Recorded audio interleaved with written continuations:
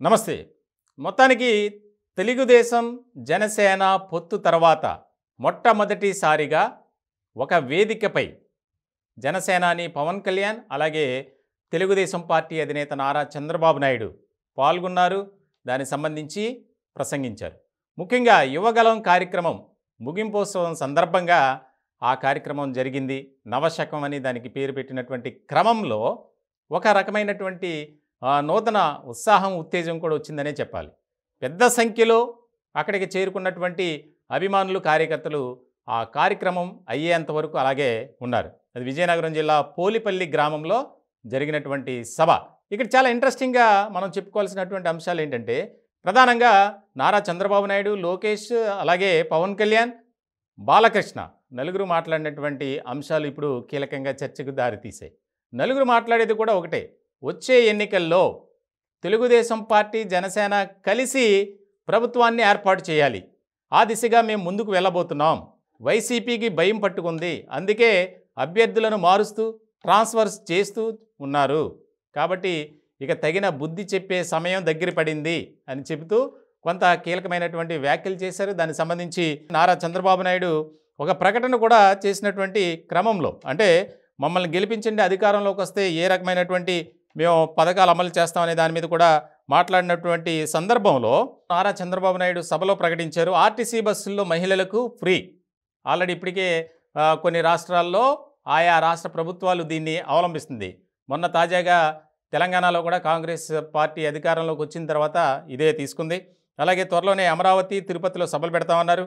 ఇందులో ఉమ్మడి మేనిఫెస్టో ప్రకటిస్తాం. చాలా కీలకంగా మారినటువంటి అంశం. అలాగే 18 ఏళ్లు దాటిన ప్రతి ఆడబిడ్డకు నెలకు 1500, తల్లికి వందనం కింద 15,000, ఏడాదికి ఉచితంగా 3 సిలిండర్లు, బస్సుల్లో మహిళలకు ఉచిత ప్రయాణం, రైతుకు ఏడాదికి 20,000 రూపాయలు సహాయం చేస్తామని హామీ ఇవ్వడంతో పాటు ఆయన చాలా ఆగ్రహవేశంగా మాట్లాడారు. అమరావతిని సర్వనాశనం చేశారు. ఈ రోజున రాష్ట్రానికి రాజధాని ఏదంటే చెప్పుకోలేనటువంటి పరిస్థితి. కాబట్టి త్వరలోనే వైఎస్ఆర్సీపీ సర్కార్ దిగిపోతుంది, మనం అధికారంలోకి రాబోతున్నాం, మనం ఖచ్చితంగా ప్రజలకు న్యాయం చేస్తామని చెప్పి నారా చంద్రబాబు నాయుడు మాట్లాడారు. అలాగే పవన్ కళ్యాణ్ కూడా ఆయన చాలా హుందాగా మాట్లాడారు.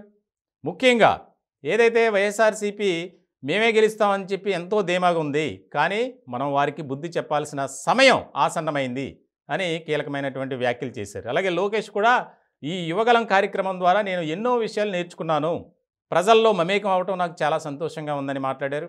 అక్కడ నిజంగా మొత్తానికి ఒక రకమైనటువంటి నూతన ఉత్సాహం వచ్చిందనే చెప్పాలి. ఎందుకంటే ఇప్పటి వరకు ఎన్నో ఇబ్బందికర పరిస్థితులు, ప్రతికూల పరిస్థితులను ఎదుర్కొన్నటువంటి తెలుగుదేశం పార్టీ అధినేత నారా చంద్రబాబు నాయుడు చాలా ఉత్సాహంగా, స్ట్రాంగ్గా మాట్లాడారు. అలాగే కేసుల అంశానికి వచ్చినప్పుడు కోర్టు పరిధిలో ఉంది కాబట్టి నేను మాట్లాడను.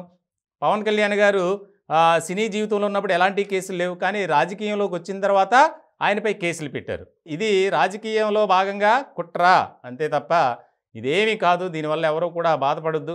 మనం ముందుకు వెళ్దాం, మనం ధైర్యంగా ఎదుర్కొందాం, ప్రభుత్వాన్ని మనం ఏర్పాటు చేసుకోబోతున్నాం, ప్రతి ఒక్కరు కష్టపడి పనిచేయాలని నారా చంద్రబాబు నాయుడు పిలుపునిచ్చారు. మొత్తానికి మొట్టమొదటిసారిగా జరిగినటువంటి సమావేశం సక్సెస్ అయ్యిందనే చెప్పాలి.